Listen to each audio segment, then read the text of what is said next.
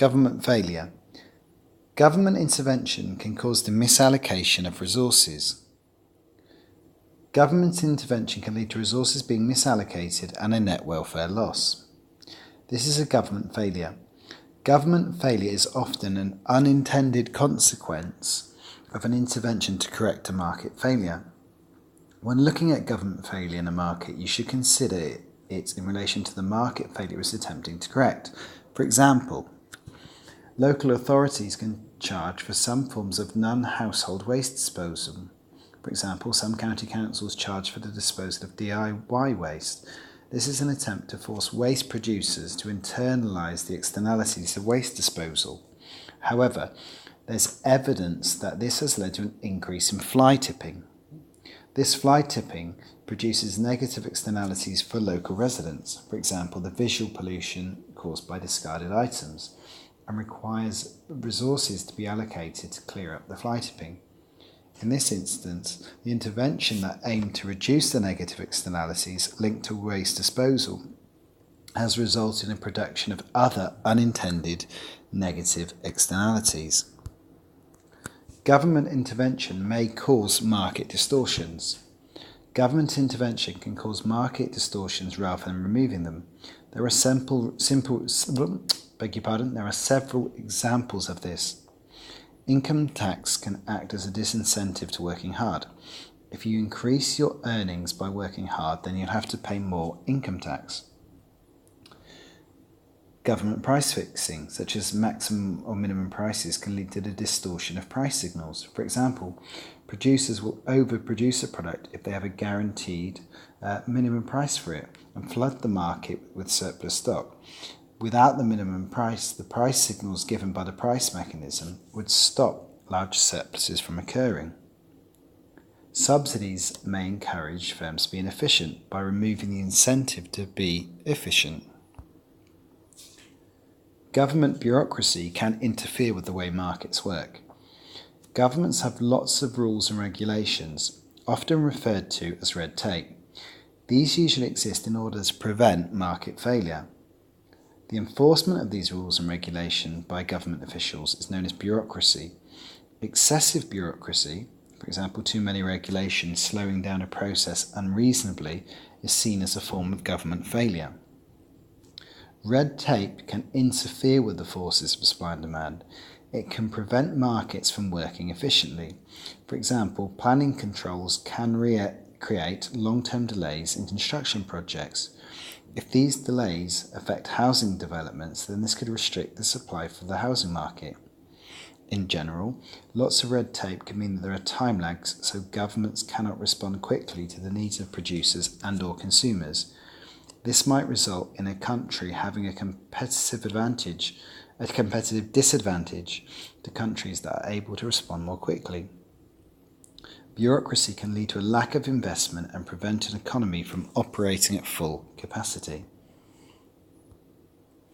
Conflicting policy objectives are a source of government failure.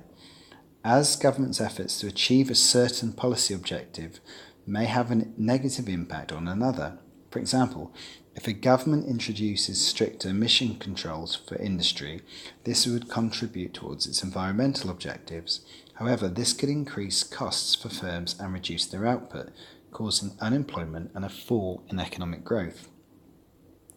Politicians are also constrained by what is politically acceptable. For example, it's unlikely that the UK government would ban the use of private cars to reduce greenhouse gases because of the idea's political unpopularity. Finally, governments often favour short-term solutions because they're under pressure to resolve issues quickly. For example, increasing the capacity of the UK road network will help with short-term congestion, but may increase road usage and congestion in the long term. Government failure can be caused also by inadequate information. Imperfect or asymmetric information can mean it's difficult to assess the extent of a market failure, and that makes it hard to put a value on the government intervention that is needed to correct the market failure.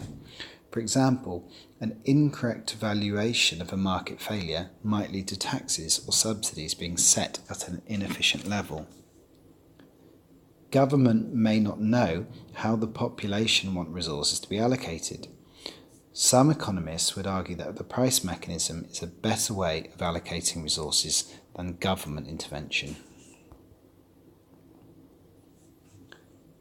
Governments don't always know how consumers will react. For example, campaigns to discourage under-18s drinking alcohol may lead to alcohol being viewed as desirable and increased drinking by this age group. Similar arguments can be applied to cigarettes. Administrative costs can also be a cause of government failure. Government resources to correct market failure, such as policies and regulations, can use a large amount of resources. This can result in high costs. For example, the maintenance costs of a scheme to offer farmers a minimum price for a product can be substantial. Some government interventions require policing, which can also be expensive. For instance, for pollution permit schemes, the emissions of the firms included in the scheme must be monitored to check they aren't exceeding their allowance. There are some other causes of government failure. For instance, regulatory capture. Firms covered by regulatory bodies, such as utility companies, can sometimes influence the decisions of the regulator to ensure that the outcomes favour the companies and not the consumers. For example, a regulated industry might pressurise their regulatory body into making decisions that benefit them. It takes time for governments to work out when there's market failure and then devise and implement a policy to correct it.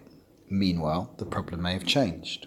Finally, government policies can be affected by issues outside of its control, known as external shocks. For example, a major oil leak would impact on the effectiveness of anti-pollution policies.